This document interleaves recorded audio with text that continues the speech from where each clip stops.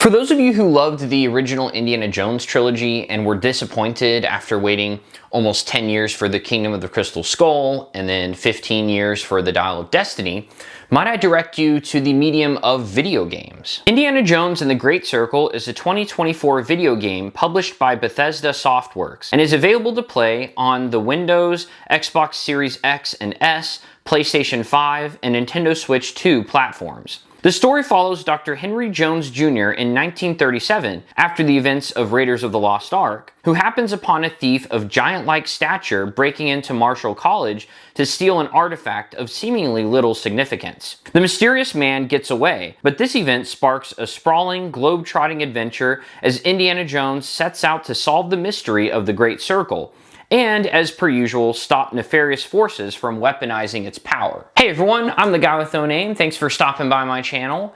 When I started this, I said that I review movies, TV shows, and video games. Yet, I have not reviewed a video game until now, that is. So, I'm happy to report that I can honestly now say that I do review video games from time to time.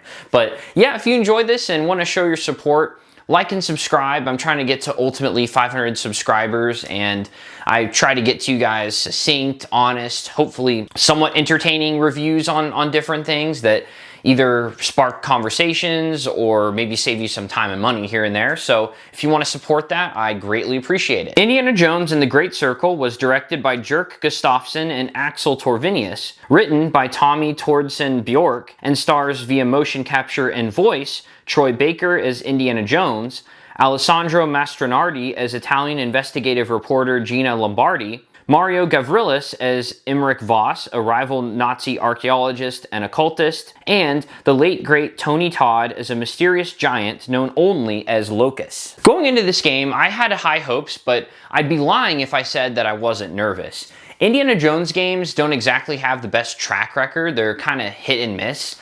Probably my favorite has to be The Emperor's New Tomb, which came out in 2003 on Xbox, PlayStation 2, and Windows, but like I said, that was 2003, and on top of that, it does have a decent amount of flaws. I just enjoy it anyway, probably partially due to nostalgia, but even now I'll go back and play, and I have fun with it.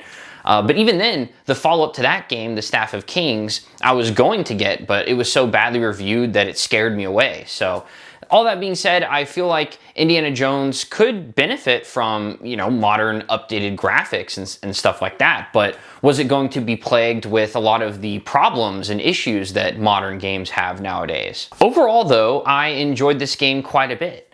I do have to caveat this, though, by saying that it actually took me a while to get into it. Initially, it started off strong, but once I got to the first major location, it started to really slow down, and I ended up getting bored.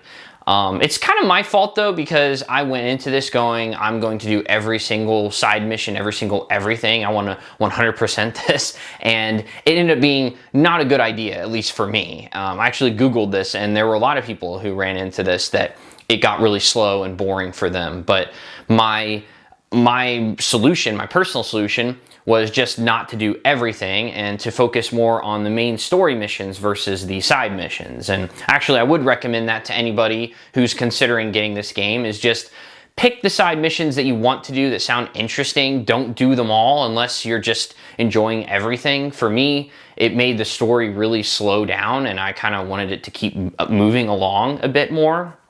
So ultimately, though, I definitely recommend doing some side missions at least, because that helps with your overall progress and upgrading skills and stuff like that. And actually, speaking of that, the upgrade system is pretty interesting. You'll come across these different how-to books, or you'll come across people who you can buy those books from, and then after you buy them or pick them up, you have to spend a certain amount of your, I guess they're basically experience points that you get from doing all types of stuff, and then you get to unlock that skill. Which leads me into the gameplay. If you didn't know, it's mostly first person, which I thought was an interesting choice. It is third person when you're whip swinging or like shimmying along the walls, or the cutscenes are also third person, but overall, mostly first person. It is kind of organically sprinkled in the third person moments, though, to where it doesn't feel like you're just strictly this is first person and the only indicator you have that you're Indiana Jones are his leather jacket sleeves, or,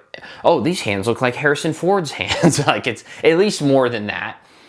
Interacting with stuff is interesting in this game too, though, whether it's puzzles or even something as simple as doors. There's just a bit too many steps, I feel like. Like, if there's not one button you press to open a door, you press a button to go to the door, and then you use the thumbstick to turn the knob a certain way. Or when you're opening a chest, you have to grab it and then push it open with the thumbstick. And it almost comes across like this game was initially thought of as a VR game before they decided to go, no, let's just make it, PlayStation 5 and Xbox. And so it's kind of interesting. I don't know if that's the case. It just kind of feels that way. And then getting into the brawling, it's pretty fun. It takes a bit to get used to. I will say, though, it can get monotonous sometimes, where you're just giving guys, 1-2 punches as quick as you possibly can and knocking them out before they can do anything.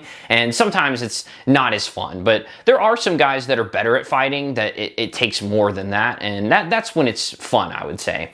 And then finally, the gunplay. One thing that's cool about the guns that you find is whenever you run out of ammo, you can actually use it as a club, which I feel like is a thing that should be in more games.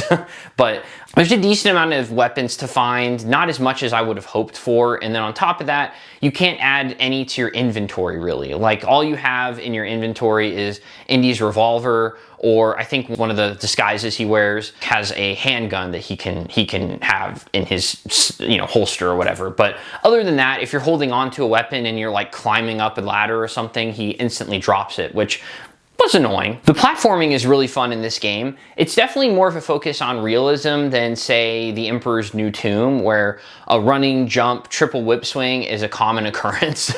But, in this one, it's fun trying to figure out how to traverse different locations and get past maybe certain booby traps and stuff like that. Also, the puzzles are fun to figure out. I feel like there's just about a perfect amount of puzzles, and also the difficulty level is just about perfect too, where it's not so difficult that it's frustrating, but also it's not so easy that you don't really get a sense of accomplishment when you figure it out. I will say there's a bit too much of an emphasis on stealth, especially at the beginning. I remember getting really frustrated going through certain areas where I had to be really stealthy, and if I happened to alert one person, it would automatically alert like every enemy within a mile radius, and they would all attack like white blood cells. But aside from that, it was fun some of the time where you couldn't just go in guns a-blazing. I distinctly remember one time I was sneaking around and came across the Nazi armory of that camp I was in, and so I just remember grabbing all the guns, kind of putting them right next to each other, so I had like 50, 60 bullets or more to spare, and just picking it up and started open firing. And it was a hard fought battle, but I did survive just barely, and it was very exhilarating.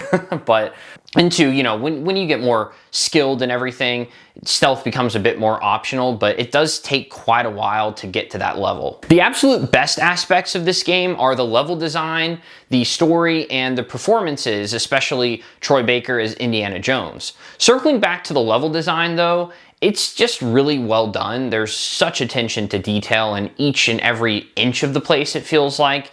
One of my pet peeves in video games is when you're at a setting and it just doesn't feel lived in, but these locations you go to definitely do. They feel like real world areas. The story is also very great in my opinion. It's a new story for sure, but it still has that Indiana Jones DNA. Like, for instance, there's a mysterious supernatural source of power, which is of course being pursued by the Nazis. There's also a sense of adventure. You team up with a semi-love interest in Gina. There's lots of humorous moments and close calls, and also terrifying moments as well. That Troy Baker, though, what a jerk.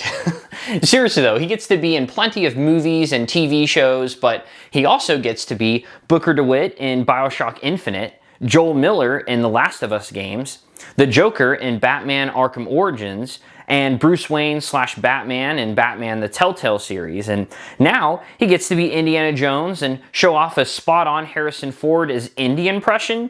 The guy just has too much talent. It's unfair. Seriously though, if science literally can't de-age Harrison Ford yet, and clearly CGI can't either, then Troy Baker is the next best thing, and I hope we get to see him in at least one more game going forward. He does a great job. As far as the cutscenes go, they're great. The only nitpicks I have are there's one scene that involves jumping from planes that is just super unrealistic and out of place. It definitely goes over the line. And then other than that, there's a couple awkward editing decisions and some scenes linger a bit too long, or maybe some things should have been trimmed. But other than that, all the cutscenes, in my opinion, are better than the last two Indiana Jones movies. Finally, if you've beaten the main game, but you haven't played the Order of the Giants DLC yet, and you're not sure whether to get it or not, or if you haven't played either of them, but you're trying to figure out whether you should just get the base game or get the base game plus the DLC, then I think before you make a decision, you should at least know what you're getting yourself into. I actually beat this just like a week ago, max, and I enjoyed it quite a bit, but you should know that it's not some needed, essential, amazing epilogue to the main story. It's actually a 5 to 6 hour side mission that's supposed to take place within the story, within the section of the story when you're in Italy. And it really has, it's connected to the main story, but it has really nothing to do with it. It's like its own thing, basically. And I thought it was well done. I think there was enough there that I'm happy I got it.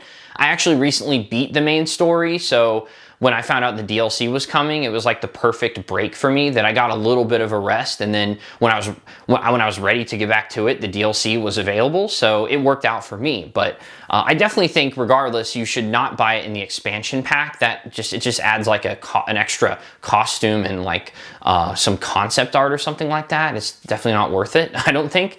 It's already semi-expensive as is, but yeah, I think some people will be happy they got it. I think some people will be underwhelmed. But I think if you manage your expectations and you also know, hey, I liked the game enough that I think I want to do more, or hey, I like the game, but I'm good, then I think either way makes sense. In the end, Indiana Jones and the Great Circle is not a perfect game, and it did take me a bit to get into it, but once I did, I enjoyed it quite a bit, and it's actually my favorite installment in the franchise since The Last Crusade. It's a great game that has some serious, true grit.